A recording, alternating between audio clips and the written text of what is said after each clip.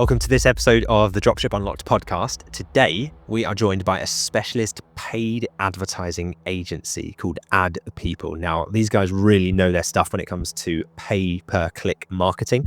And they're going to help us and help you find out how you can make the most sales possible this year from pay-per-click advertising. So it should be a really good episode. Looking forward to this conversation. That's right. It's great to speak to experts that are working on e-commerce businesses day in, day out to run their ads so we can find out exactly how to make the most sales from ads with our e-commerce businesses this year. Now, not least because as well, one of the guests that we'll be introducing to you soon is another Eardley. Now, we don't find many Eardleys out there, so the fact that there's another one, as well as myself, on today's podcast is exciting. So, no doubt, as good as the expert insights is going to give us, not going to be able to beat the surnames that we've got on show today.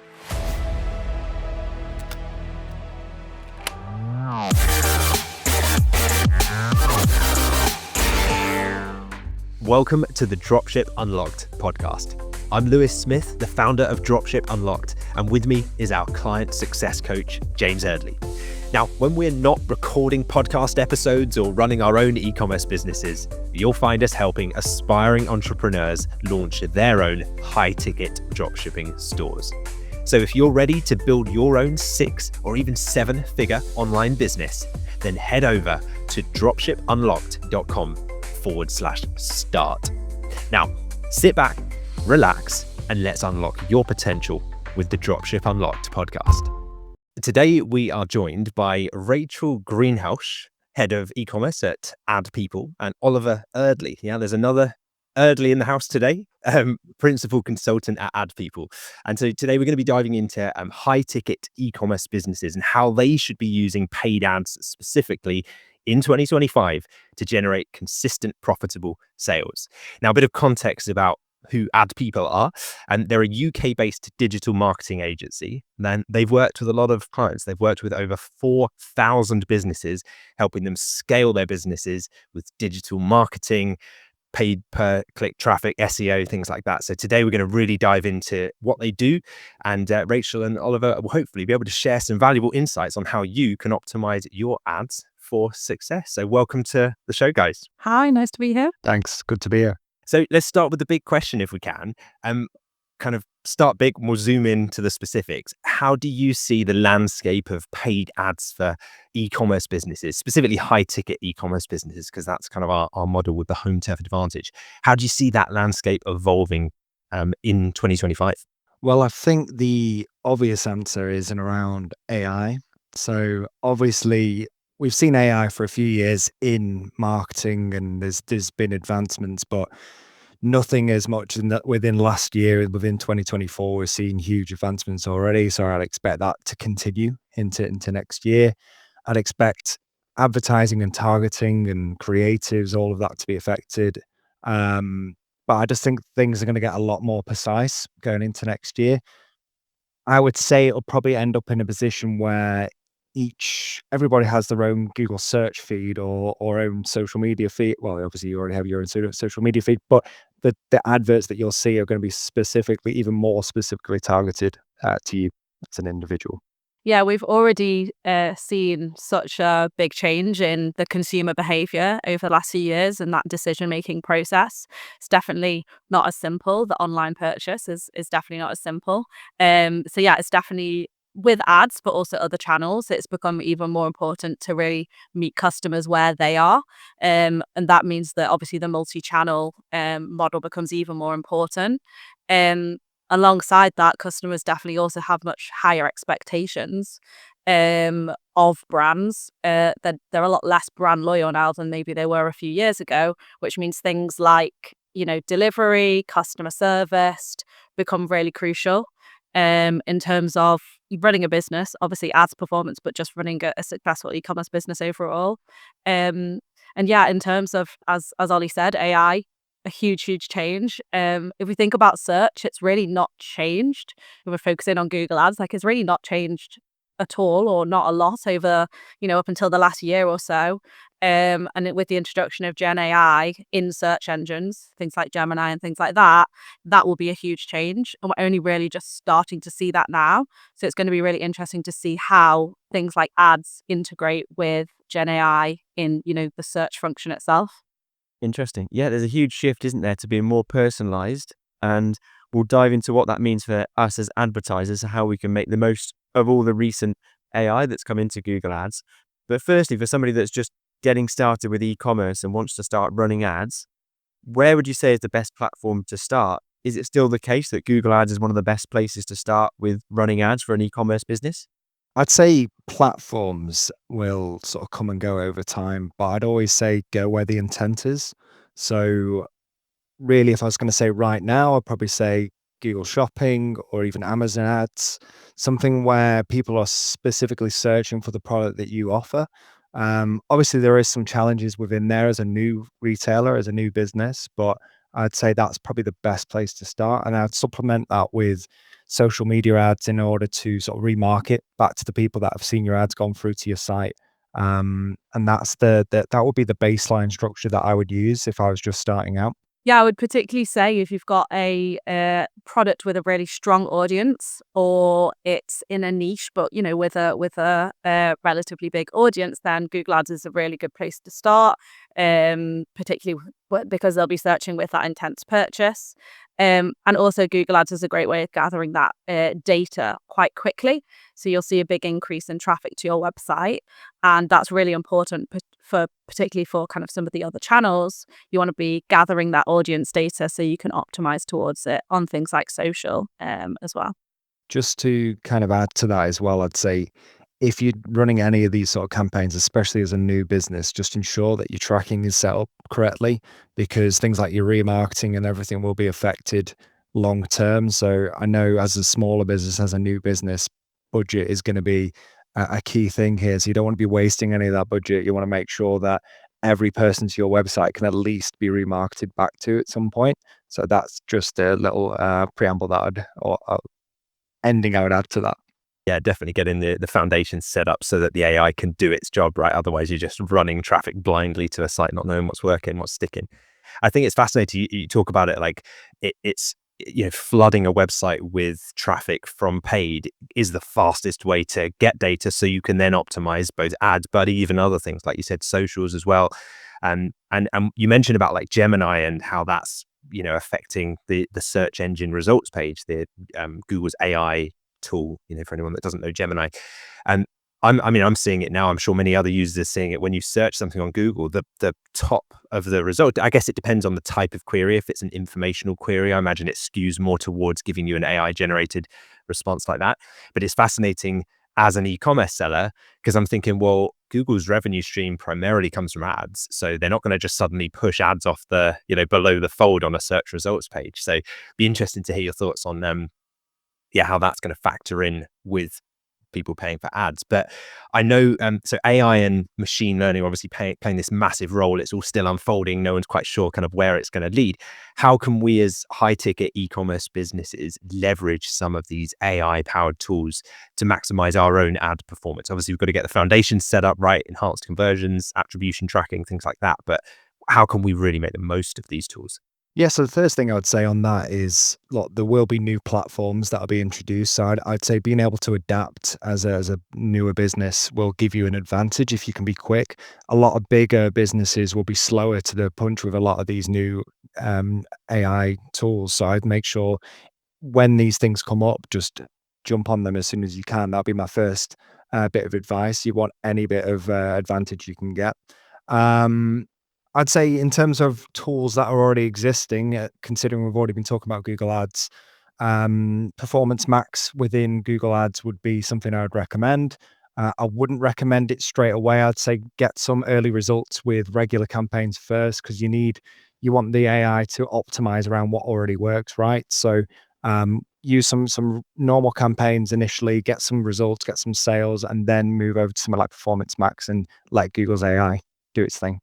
Yeah, I think one of the really big things that AI in Google Ads, but overall can really help businesses with, particularly when they're first starting or when they're a little bit smaller, is the content, the creative. We've already said about the, customization of content to the different customers. I think it really allows businesses to do that when it wouldn't necessarily be feasible.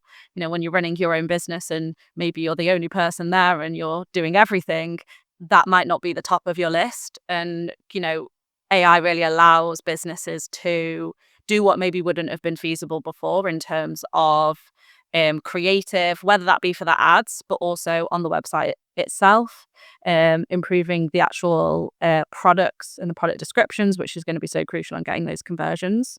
And then, in terms of within Google Ads itself, Ollie mentioned kind of Performance Max, that automated bidding that you can use really does allow you to target the people that are most likely to convert. So it's definitely something to make the most of once you've gathered that initial data. Interesting. Yeah, it's interesting because only a few years ago when we were running Google Ads, we had to be so manually updating bids, updating keywords, the amount that we'd bid on each keyword, etc., which can now all be done for you through AI, which is good news. Should be music to the ears of new e-commerce business owners, especially if you're going into business on your own when you first get started, because there's lots of work to do that AI can now do on your behalf. I mean, when you set up new campaigns now, the AI wants to give you so many suggestions that sometimes it's just a case of giving them your website URL, and it will start to suggest the keywords, the ad groups that you set up, and it's only going to continue, I think, in that direction, which is I guess a good thing to highlight on this podcast today. But in your experience working with e-commerce businesses in particular, what mistakes do you see these business owners making when they first go into running paid ads? Okay, so the key mistakes that I'd see are not taking into account a longer buying cycle. That would be the first thing. Some people expect, I'm just going to switch these ads on, I'm going to get sale day one. It can happen, obviously, but I'd say just bear that in mind when you're running the ads. Think about your lifetime value. Think about your cost per acquisition cost. What can you spend to get those deals across, and just be patient with them. That would be the first bit I'd say.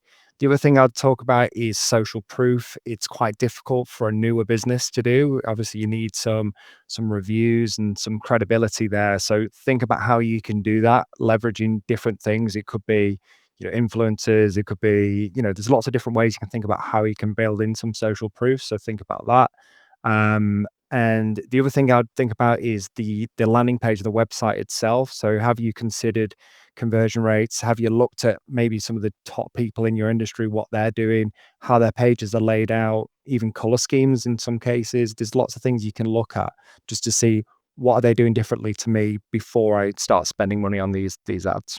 Yeah, I would definitely agree in terms of the result side of things. And just because you don't see results immediately doesn't mean that it's not going to work and it's not necessarily the right channel for you, particularly in Google Ads or in ads overall. The campaigns do take time to learn.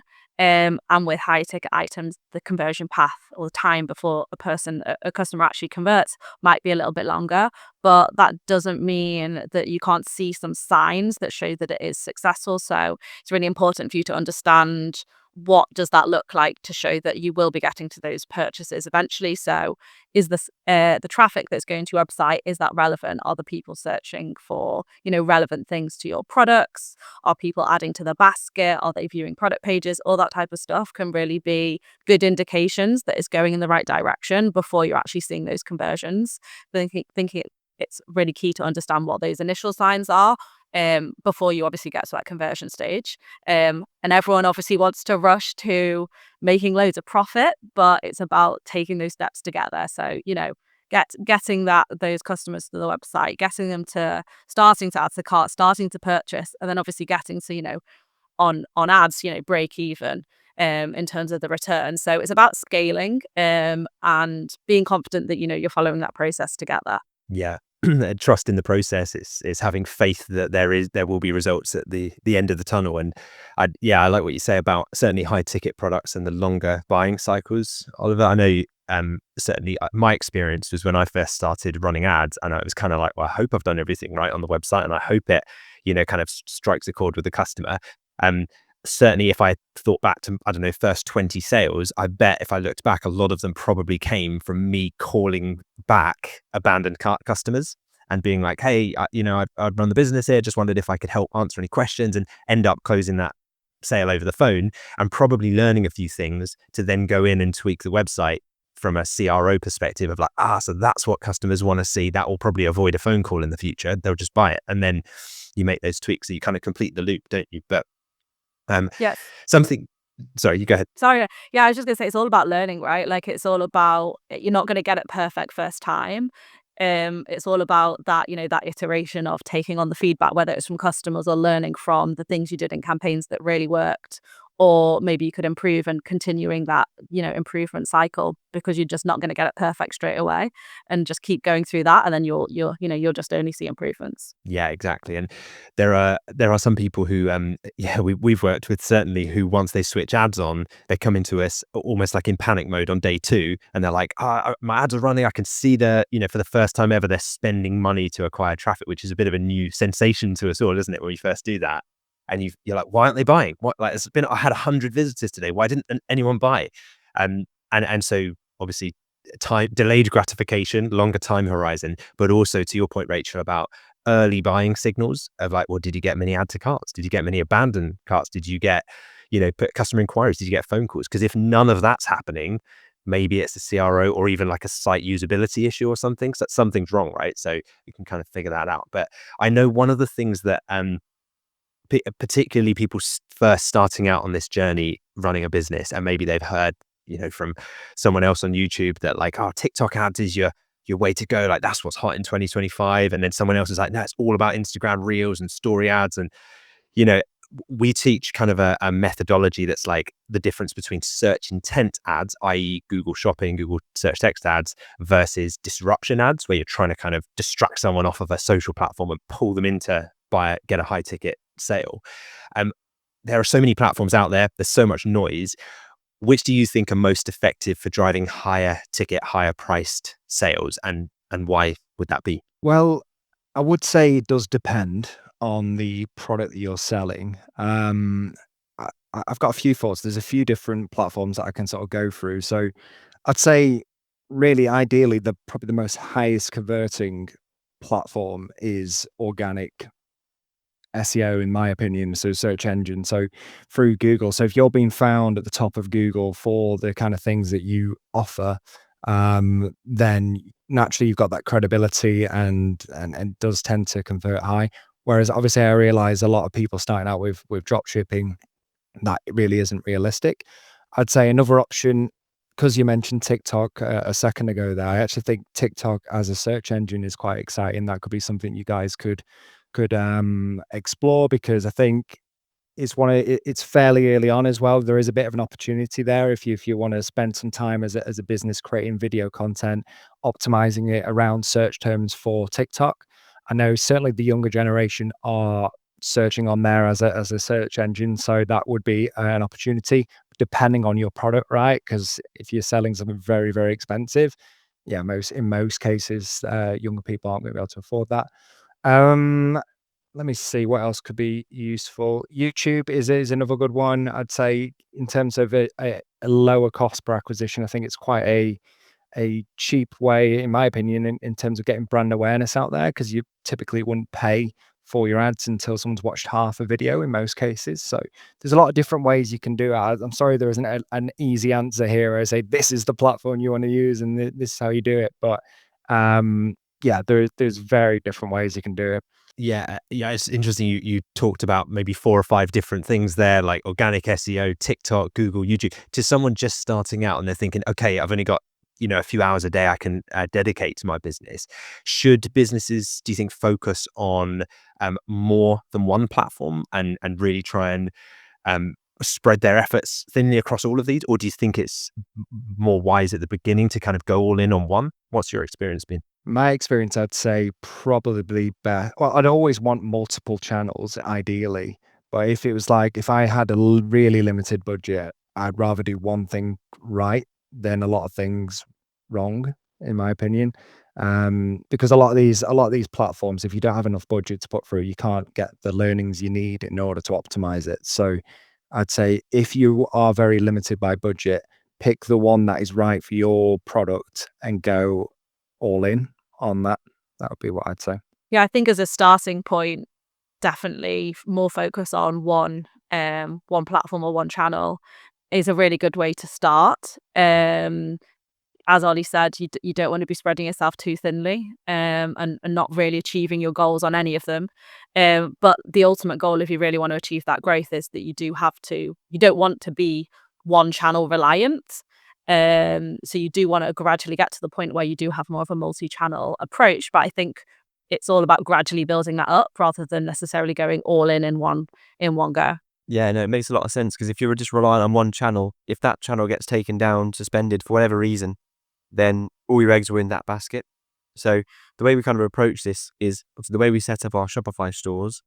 We're encouraging a good ranking on Google for SEO, but obviously that takes 3 to 6 months before you start to see any traction really. Google Ads as a primary source of getting the data and getting customers to your site. And then email marketing, we sort of capturing emails, and then we'll start remarketing campaigns on Meta as well. So we start with Google Ads, single point of focus initially, but then we use that data to then inform lots of other different campaigns that will run alongside it as well, which ties in with the multi-channel approach. So we're not so reliant on the initial Google Ads campaign that we've got set up. And from that position then, people that have got their first campaign set up and they're starting to get some results, starting to get some data come back in, when would be the right time to start increasing the budget, and how can businesses look to look into their data to find out when it is the right time to start scaling those budgets? So I'd say before running any sort of campaign, I'd say have a clear understanding of what you're trying to achieve and what the targets would be. Have a look around as well and look at sort of industry standards as well. Don't just think I want a 10x on my spend straight away. That can happen for certain industries, but I'd say your first port of call should be setting your targets and what you want to achieve, and then from there, if you're consistently achieving those targets, not just 1 month, I'd say you need to be consistently hit them, 3-4 months in a row. That's when I'd say it's time to take a look at this now and see how we can scale it up. So you want to be thinking about return on ad spend. So how much money am I spending and how much am I getting in return? So that's one of your key metrics. You want to look at your cost per acquisition costs. So, what is it costing me to get one sale? And then also think about lifetime value. This is going to be very difficult at the start for a newer business because you're not going to be sure how many times people are going to buy your product, but you'll have a vague understanding based on what you sell if you'd expect people to buy again. So maybe consider that as well. But I'd say at that point, once you're happy with that return, you've been running it for 3 or 4 months and it's consistently hit those targets.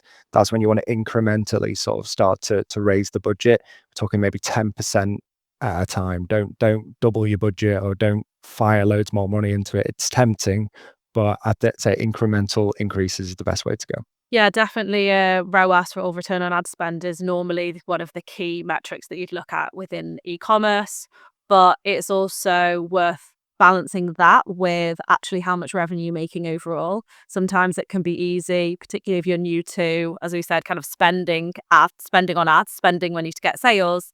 It can be sometimes easy to just really focus in on ROAS and maximizing that as much as possible.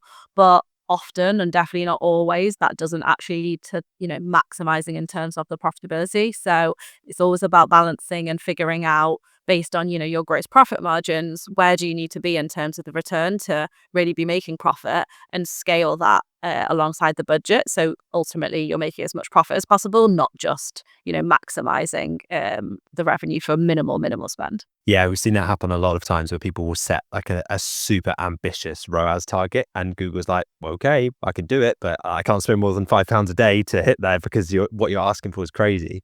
And it will show, and it will look good on paper if the only metric you're looking at is ROAS. And they'll be like, great, I'm hitting my ROAS.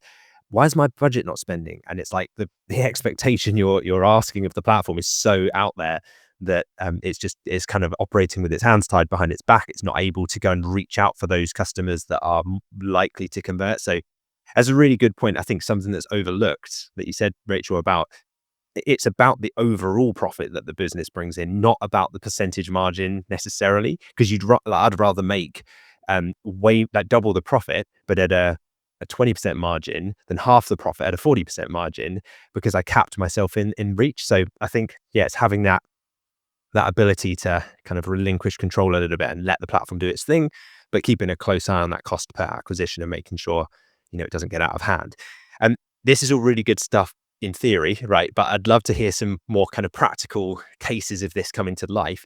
And can you share any kind of specific examples, ideally for clients of yours? I know you've got like 4,000 that you can kind of reel off, but ones that are similar to these types of businesses. So like high ticket products, ideally kind of UK domestic suppliers, fast delivery, this kind of model that this has worked for. And if so, can you kind of talk us through like what would make their campaigns successful in the first place? Yeah, so we actually over this year have been working with a client who sells kind of like luxury bathroom fixtures, quite high AOV.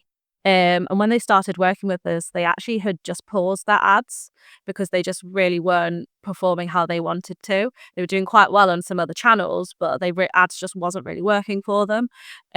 So yeah, as I said, we've been working with them for about 10 months, 11 months now.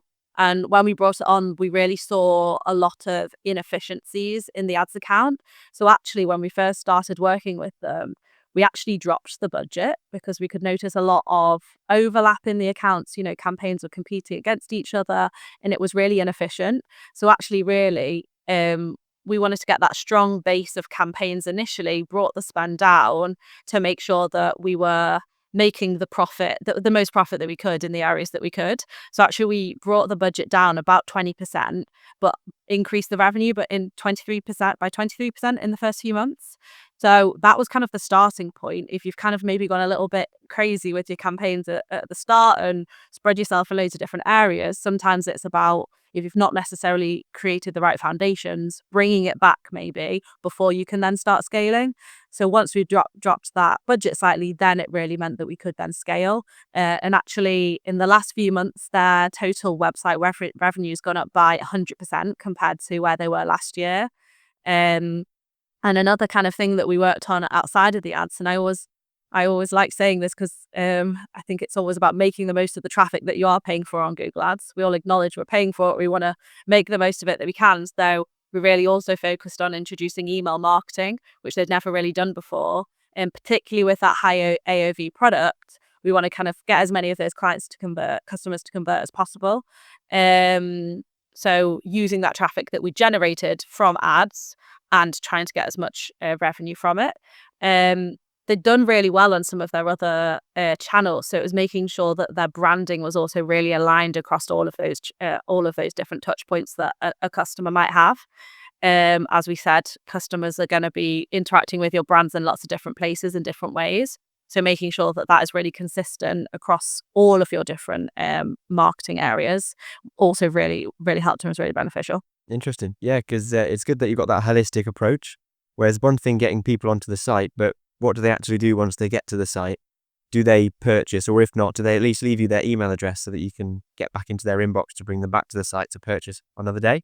So yeah, great results. So what I heard there was that you sort of simplified the ad account, reduced the overlap that was in there, and then you increase the revenue while decreasing the budget initially, and then scale from that position, which is great. Yeah, it's sort of it's always inspiring to hear these stories of when people have gone out and weren't so sure initially, but then simplified and then scaled from that position. So when you bring on a client, says for that position, there's no doubt there'll be some metrics that you look at to get a finger on the pulse of the business and how the ads are performing initially. I wonder what those key metrics would be so that any business owners listening in today can understand what metrics they should be looking at to really focus on increasing the profitability of their own business. Yeah, so the first thing I'd say is just know your numbers. I've had many conversations over the years with business owners that aren't sure about things like their gross profit margins, their average order values. That sort of information is going to allow you to make real decisions within your business and within your campaigns. And without that, it's very, very difficult for you to be in a good position as a business. I think you need to know those numbers. So that's the first thing I'd say. And then the other things you can look at are just the obvious sort of metrics to use within campaigns like ROAS that we've mentioned, lifetime values, cost per acquisition, just having all of these numbers prepped and ready so you know what they mean, first of all, and you know how to use that information. Yeah, and yeah, like Ollie said, in terms of taking into account kind of that lifetime value. So again, we've said, really focusing on ROAS often is important, but how that actually applies to your specific business and your specific products and the type of customers you have. Um, Break even ROAS is obviously normally considered, the absolute bare minimum. So you're covering the cost of the product. But how much above that you want to achieve really does come into take into account how the lifetime value of those customers. Um, and I would say over the last year or the last few years, it's definitely become a lot more difficult to uh, get the truth or the exact truth or have the one source of truth when it comes to performance. Obviously, there's been lots of changes in terms of privacy, cookies, being able to actually track what the performance is. So you do have to look at it slightly more holistically in terms of your overall business, with a lot, alongside those more specific metrics like ROAS as well. Yeah, I'd agree, because a lot of the time you can look at your ad campaign and say, "Oh, I've hit this ROAS within this campaign."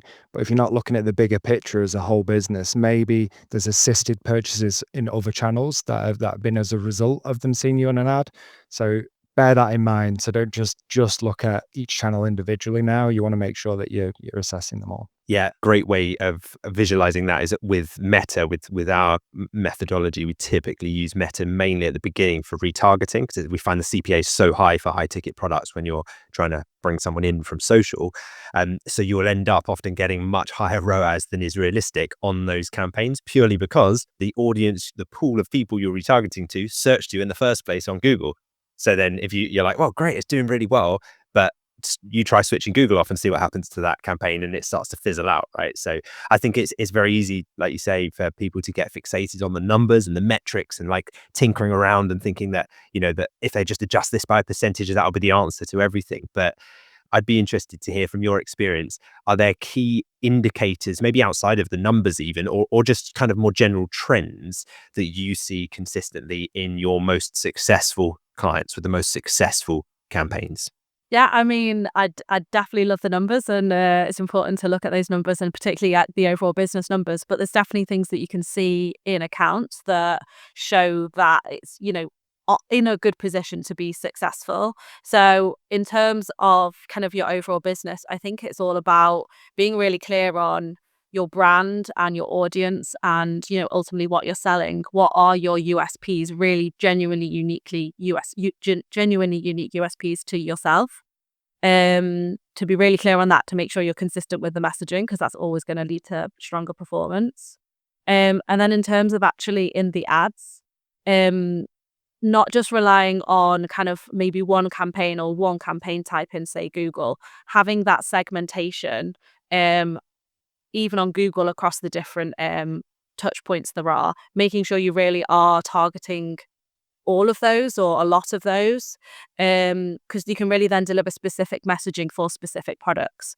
And as we said, kind of that customization is only going to become more crucial. So I think kind of some of those key things show that you're in a good position in terms of your campaigns. Perfect. Yeah, we're targeting people at the specific parts in their journey.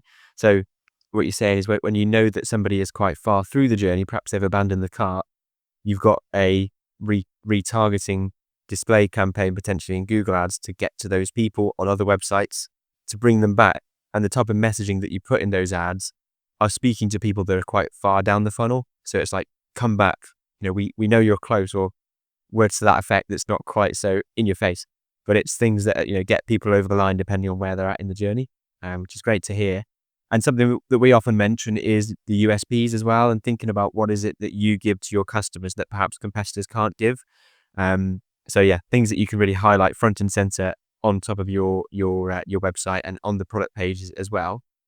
If somebody is seeing underperformance and isn't reaching the target ROAS that they've set out at the start of their campaign, where would they start looking for improvements? What would you say the first things that you'd recommend that they start to analyze or start testing? The first area that I tend to look at is the starting at the end and working back. So I tend to look at CRO first, so conversion rates on the website. So if you're sending traffic, let's say you're using Google Shopping, for example, these people have seen your product, they've seen your price, and they've gone through to your website and they've not purchased. So my first indication would be, right, what's missing within the site? Is the trust not there, or is it just clearly a really poor looking website? They're not trusting you at all. So I would start at the end with the actual website itself and how you can optimize that. Hopefully at the start of the campaigns, you'd added on the right sort of tracking to be able to look at what people are doing on the site. There's various tools you can use to do that. And obviously we could talk all day about AI and various things you can do there. But I'd start with the end result, which is the website itself. What can you do to optimize that for performance? Yeah, then in terms of the actual ads and what you can look at there, I think it's all about, are you getting the right people to your website? Are you getting enough people to your website? Are you getting too many? Are you actually genuinely targeting the right people with your ads? Maybe you're going a little bit too broad and that's why you're struggling to get conversions. You're not being efficient with your spend, or maybe you're being a little bit too specific and you're not getting enough people, or maybe just your targeting's not quite right. You've maybe misunderstood your audience slightly. I think it's really crucial that you are getting the right people to the website, and then as Ollie said, from there it's all about the conversion. And then there's lots of things that you can do in terms of testing in Google Ads, whether that's the actual content of the ads, testing the different keywords that you use, potentially creative. There's in Google Ads, for example, there's experiments you can run and trying different things. So it's always good to test things and see what works better, because sometimes, as much as we all have years and years of knowledge, things can surprise you of what actually works. So it's good to test and always be learning and always be improving. Amazing. Well, there's so much you could do. There's so many rabbit holes we could go down with this conversation. And I know we're going to be recording a behind the scenes training for our premium members after this as well. So looking forward to diving into that. But for the podcast, this has been incredibly insightful. Hopefully our listeners are already taking notes furiously on how to optimize their paid ad campaigns. And for anyone who wants to learn more about how ad people can help them improve their paid ads, we'll leave a link in the description or show notes of this episode. And Oliver and Rachel, if someone clicks that link and then wants ad people to manage their ads and take things to the next level, what happens next? So what would happen next? They'd likely speak to either myself or someone within my team. And we would basically, we'll dive deep into your business. So like I said before, know your numbers, know what you're trying to achieve as well. And we can obviously discuss that properly. And then based on what you tell us, based on what your goals are, we'll be able to suggest the right path for you. Amazing. Well, Oliver, Rachel, thank you very much for joining us on the Dropship Unlocked podcast. Thanks, guys. Thank you. What a great conversation there with Rachel and Oliver. Thanks so much to those guys for joining us. There's so many actionable takeaways for us to consider how we can improve our paid advertising strategies. And it's clear that this year is shaping up to be a game changer for high ticket e-commerce businesses. Yeah, definitely. They've got a lot of experience. They've got a great team, well thought out process. And it was fascinating diving into the specifics and the details of how you can optimize your ads, which platforms to be on, all of that. It was a fantastic conversation, very insightful. And I feel like I've got a much clearer understanding now of how to approach Google Ads and other platforms moving forwards. That's right. Yeah, it's a very exciting partnership between Dropship Unlocked and Ad People. And because we're now close with them, as well as the podcast episode, they also stayed on with us for a little while longer to record a members-only podcast as well. So that'll be another deep dive into the world of paid ads for e-commerce businesses. So obviously check that out if you are a member as well. Yeah, absolutely. And if you're not, and you're just getting started and you're looking to refine your approach when it comes to starting an e-commerce business, you can get started by heading over to dropshipunlocked.com/start to get access to all of the resources and the support that you need to implement what we've discussed today and to start building your successful e-commerce business. Are you enjoying the podcast? We'd love to hear from you. Leave a comment or a review and we might feature it in an upcoming episode. And for detailed show notes and resources, visit dropshipunlocked.com/podcast. If you found value in any episode of this podcast, please could you take just 10 seconds to leave us a quick 5-star review on your favorite podcast app? It helps us more than you can imagine. And who knows, you might just hear your comments read out on the show.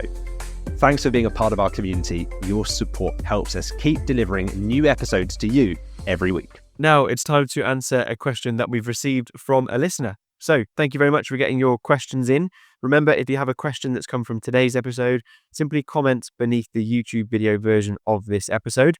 And not only will it be answered in the comments, but it may also be featured in an upcoming episode. So Lewis, I'll ask you a question that's coming from Toby. And Toby has asked, how can I register a company without using my home address? Yeah, great question, Toby. You don't necessarily want customers turning up at your front door, I imagine, to ask if they can buy their products from you. That's not really the idea of an online semi-passive business, right? So I think for that reason, but also for other reasons in terms of like legal protections and saleability, if you wanted to sell your business one day, having a registered limited company is the move that we make in terms of getting things set up right from the beginning. Separate your finances, have a business bank account. And also when you go to suppliers, when you want to start signing high quality suppliers, they're more likely to take you seriously if you are already a company, and you can provide that rather than just saying like, I'm just a one person show, like working from home. It doesn't maybe give across the most professional approach, right? So to avoid using your home address, typically what we'd recommend doing is you can use like a virtual office address where you don't actually have to be there. You can use like accountants' addresses, things like that. And we actually set up a partnership with Tide Bank because we were getting a lot of questions from members around, well, which business bank account should I use and which formation agent should I use to start and create my limited company, rather than doing it through Companies House, if I want a virtual office. So we set up a partnership where they offer a service that will register your company to their London address and set up your business bank account all in one go. And it's cheaper than doing it yourself through Companies House in the first place. Plus you get the business bank account. And I think you also get £50 for free when you fund your account with £50, I believe, makes it a really easy process. So if you're looking for kind of the one-stop shop to do that, head over to dropshipunlocked.com/company. And on that page, fill out the form and you'll see everything you need there to get everything set up. Perfect. Exactly. Nice, easy way to get started and a nice bonus payment as well. So now let's highlight a recent review that we've had in for the podcast because we love to highlight the reviews that people leave for us. And it's nice to be able to share those with everyone because when you get involved, we love to share that and make sure that everyone feels involved as part of this podcast. So thank you very much to Lucas Grace for leaving your review. And Lucas said, truly great value. I learned a lot and I thoroughly enjoyed it. Thank you very much, Lucas. And yeah, as you say, James, it does make a huge difference to us, all of these reviews, to like Lucas, for example, in that review, it's so helpful for us to be able to grow this podcast, to continue delivering value. It helps us in the podcast magic algorithms, however those work. But if you're listening to this right now and maybe you have left us a review, or especially if you haven't, and you could take 10 seconds now to jump onto Apple Podcast or Spotify and leave us a really quick review, it means the world. So if it's something you wouldn't normally do, but you're willing to go that extra mile and give us that 10 seconds of your time today, it would be very, very much appreciated.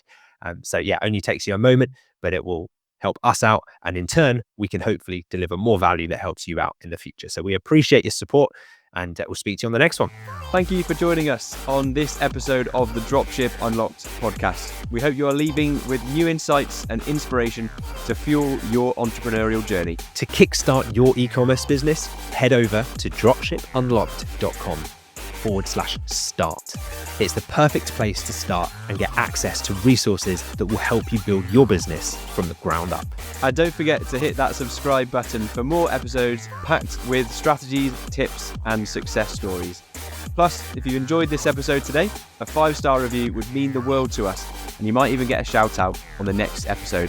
Thank you for choosing to spend your time with us today. We can't wait to bring you more insights on the next episode of the Dropship Unlocked podcast.